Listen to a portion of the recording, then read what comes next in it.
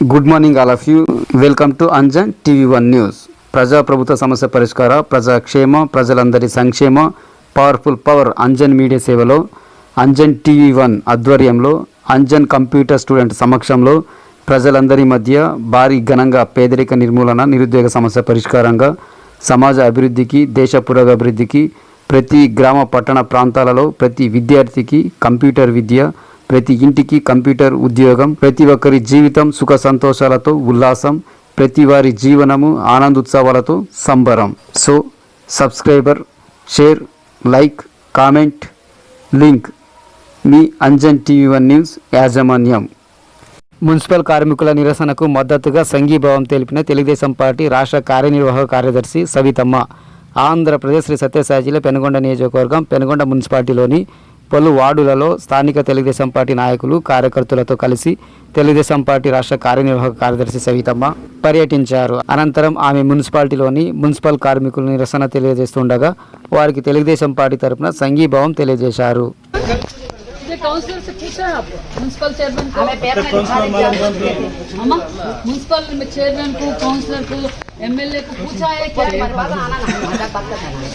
उंगली जाती है वो ना मेरे ले जाकर बताता और क्या बोलती है, वो करना ही पड़ेगा ना, वो करना ही पड़ेगा, वो ड्यूटी वही है ना. वोट डाला है उसको, वोट डाले, वो काउंसलर बना है, म्युनिसिपल चेयरमैन बना है, एमएलए बना है. अब सभी लोग मिलकर एक बार म्युनिसिपल चेयरमैन से, कमिश्नर से मिलो. इधर से आए तो मालूम होता है क्या गली है, कैसा है, कैसा मालूम होता है. गाड़ा लेने का इधर से आए तो मालूम होता है.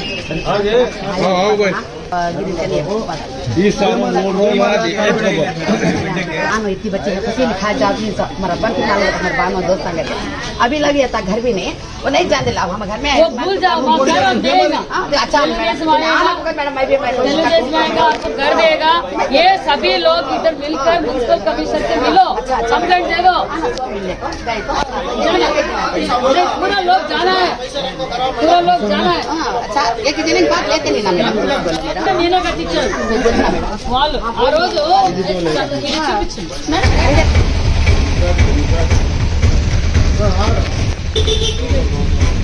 ఆంధ్ర బ్యాంకు ఇక్కడ ప్రజలు వేలాది మందిగా బ్యాంకు కోసం వస్తూ ఉంటారు. బ్యాంకు పక్కనే ఎంత గలీజ్ ఉందో మీరే చూడండి. బ్యాంకులకు రావడానికి కూడా ప్రజలు ఎంత ఇబ్బంది పడుతున్నారు. నిజంగా చూస్తుంటే నేనే 10 నిమిషాలు వార్డులో తిరగలేకపోతున్నామంటే ప్రజలు ఎలా చూపించారు. చుట్టూ ఇల్లు ఏ వార్డులో చూసినా ఇదే విధంగా ఉంది జగన్మోహన్ రెడ్డి గారి పరిపాలన. చెత్త మీద కూడా పన్నేస్తున్నాడు. మనతోనేమో మున్సిపాలిటీ ట్యాక్సులు కట్టించుకుంటున్నారు. మీరంతా అడగాలి, ఈ వార్డు కౌన్సిలర్ని అడగాలి, అడిగి ఈ మున్సిపల్ చైర్మన్ అడగాలి, స్థానిక ఎమ్మెల్యేని అడగాలి. ఎలా ఉన్నాయి, ఇలా ఉంటే రోగాలు రావా చెప్పండి. కరోనా ఒకటి వస్తుంది, ఇప్పుడు కరోనా ఒకటి వస్తుంది. చూస్తుంటే వాసన మీరు అసలు ఎలా భరిస్తున్నారో అర్థం కావడం లేదు పాపం. అసలు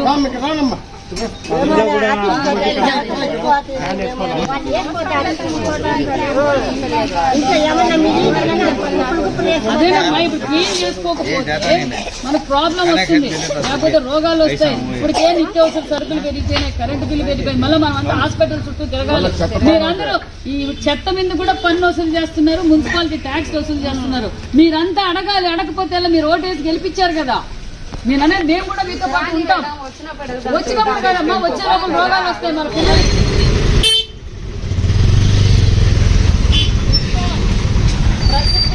పెనుగొండ కోట అంటే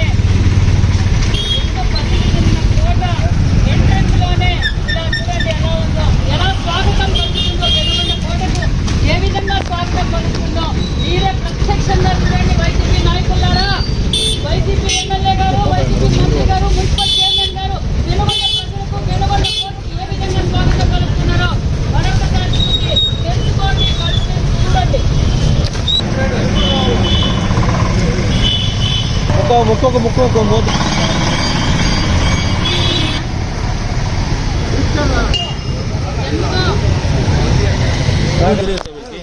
కౌన్సిలర్ ఎప్పుడన్నా వచ్చినారా ఇక్కడికి? మరి అడగలేదా మీరు? ఇప్పుడు మనకి చెత్త మీద కూడా పన్ను వసూలు చేస్తున్నారు. మున్సిపాలిటీ అయింది, ట్యాక్స్ వసూలు చేస్తున్నారు. 4 ఇంతలు ట్యాక్సులు పెంచారు. మరి మీరు కౌన్సిలర్ ని స్థానిక ఎమ్మెల్యేని చైర్మన్ ని అడగాలి కదా, అడగకపోతే ఎలాగా? ఆయన గెలిపించారు కదా. చూడండి ఇలా ఉంటుంది వైసీపీ రాష్ట్ర వ్యాప్తంగా ఇలాగే ఉంటుంది. వాళ్ళు స్ట్రైక్ చేస్తున్నారు, వాళ్ళు ఎందుకు స్ట్రైక్ చేస్తున్నారు? వాళ్ళ సమస్య తెచ్చలేదు, వాళ్ళ బ్లౌజ్ చేయడం లేదండి.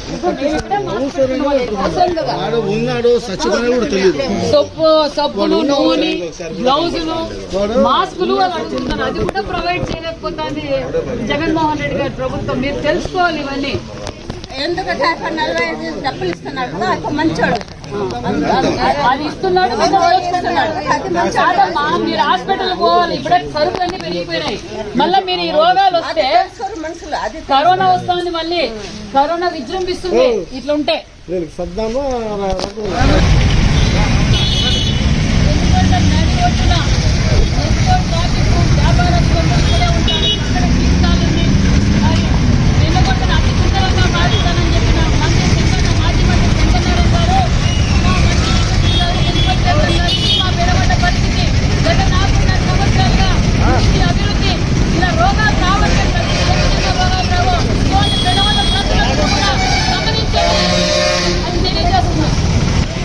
మెయిన్ రోడ్డు ఎప్పుడు రద్దీగా ఉంటుంది, ఎప్పుడు ప్రజలు పోతూ వస్తూ ఉంటారు. ఇక్కడ పక్కనే వేణుగోపాల్ స్వామి గుడి, వేణుగోపాల్ స్వామి పక్కనే ఈ గుళ్ళకి రావాలన్నా ఈ వాసనకి భక్తులు కూడా రాలేక అనేక ఇబ్బందులు పడుతున్నారని కూడా తెలియజేస్తున్నాం ఈ వెనుగొండ మున్సిపాలిటీ.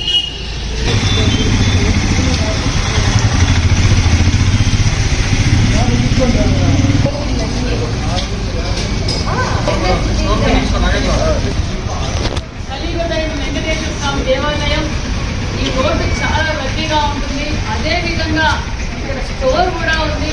కానీ ఇక్కడ అన్ని municipality water, drainage water, municipality water ఇక్కడికి వచ్చి రావడం వల్ల గుడి కూడా పోవడం ఇబ్బంది పడుతుంది. మరి ఇదే కమిషనర్ గారు, ఎమ్మెల్యే గారు, మున్సిపల్ చైర్మన్ గారు ఇదే రోడ్డు అంటే వెళ్తారు కానీ మరి కనిపించడం లేదా? ఎంతో పవిత్రంగా భావించే వెంకటేశ్వర స్వామి గుడికి వెళ్ళాలన్నా కూడా భక్తులు చాలా ఇబ్బంది పడుతున్నారు.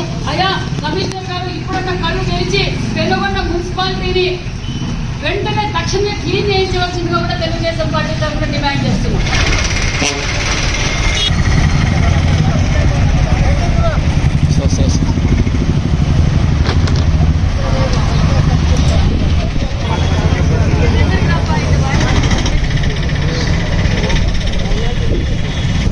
ప్రసిద్ధి చెందిన బాబా ఫక్రుద్దీన్ బాబాయ్ స్వామి టెంపుల్ ఎంట్రన్స్ ఆర్చ్ ఇది.